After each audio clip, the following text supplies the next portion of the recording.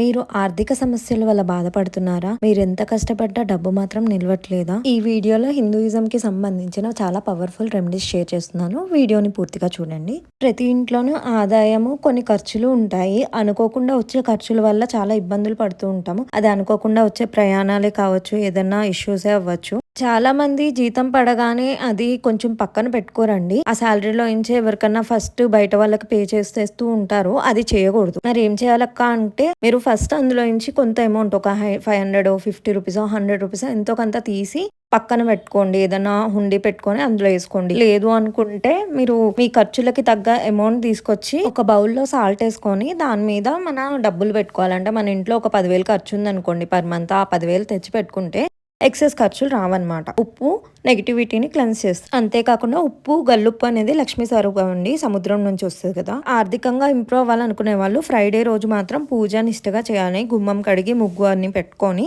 పసుపది రాసి బొట్లు పెట్టుకొని గుమ్మంకి. నెక్స్ట్ ఫ్రైడే అమ్మవారికి పింక్ కలర్ పువ్వులు కానీ, మందార పువ్వులు, ఎర్ర మందారం కానీ సమర్పించాలండి. దుర్గాదేవి కూడా పూజ చేసుకోవచ్చు.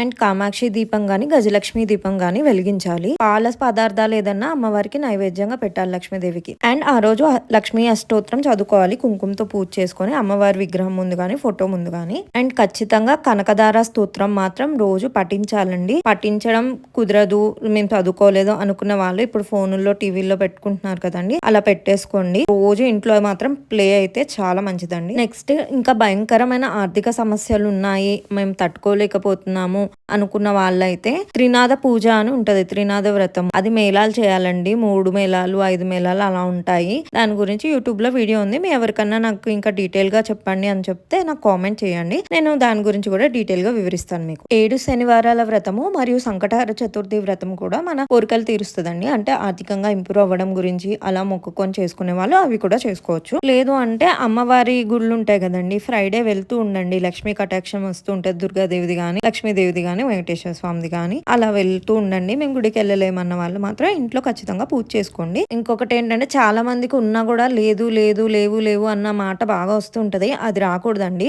ఆ మాట నెగిటివ్ మాటలు మాట్లాడకూడదు డబ్బు విషయంలో. రుణ విమోచక నరసింహ స్తోత్రం ఉంటుందండి. అది కూడా పారాయణ చేస్తే మనకు ఆర్థిక సమస్యల నుంచి, అప్పుల నుంచి బయటపడుతూ ఉంటాము. థర్స్డే రోజు అప్పు తీసుకోకండి. ఫ్రైడే రోజు మనీ ఎవరికి ఇవ్వకండి. ఫ్రైడే అండ్ ట్యూస్డే రోజు మనకి నరదృష్టి వల్ల కూడా ఇలా ఫైనాన్షియల్ ఇష్యూస్ కానీ, హెల్త్ ఇష్యూస్ కానీ వస్తూ వెళ్తూ ఉంటాయి. కొంతమంది కళ్ళు మంచివి కాదని మనకు తెలుసు, కానీ వస్తా అంటే ఇంటికి రావద్దని అనలేం కదా. సో ఏం చేయాలి అంటే, గురువారం రోజు మాత్రం కళ్ళు ఉప్పేసి ఇల్లు మోప్ పెట్టియాలండి. లేదు అంటే కర్పూరం తీసుకొని 2 లవంగాలు వేసుకొని ధూపం వేసుకుంటే కూడా ఆ నెగిటివ్ ఎనర్జీ పోతుందండి. డోర్ బయటకు వెళ్ళేటట్టు పెట్టుకో. బ్రాహ్మణ పోషణ అది కూడా చేయాలండి. ఈ మధ్యన యూట్యూబ్ లో పూజ వీడియోస్ వస్తున్నాయని చెప్పి చాలా మంది బ్రాహ్మణ్స్ ని పిలవట్లేదు. అఫ్ కోర్స్ కొంచెం చార్జ్ చేస్తారు, కానీ బ్రాహ్మణ పోషణ, పేదవాళ్ళకి డబ్బులు వేయడం కూడా మంచిది. అండ్ ఫ్రైడే ఖచ్చితంగా తులసమ్మకు పూజ చేయాలి. దీపం పెట్టి అగరబత్తి చూపించి నైవేద్యం సమర్పించి లక్ష్మీ తులసిగా పూజించాలి. ఇలా చేసుకోవడం వల్ల ఆర్థిక సమస్యలు తొలగి లక్ష్మీ కటాక్షం వస్తుందండి. ఈ వీడియో మీ ఫ్రెండ్స్ అండ్ ఫ్యామిలీకి ఎవరికైనా యూజ్ అయితే షేర్ చేయండి.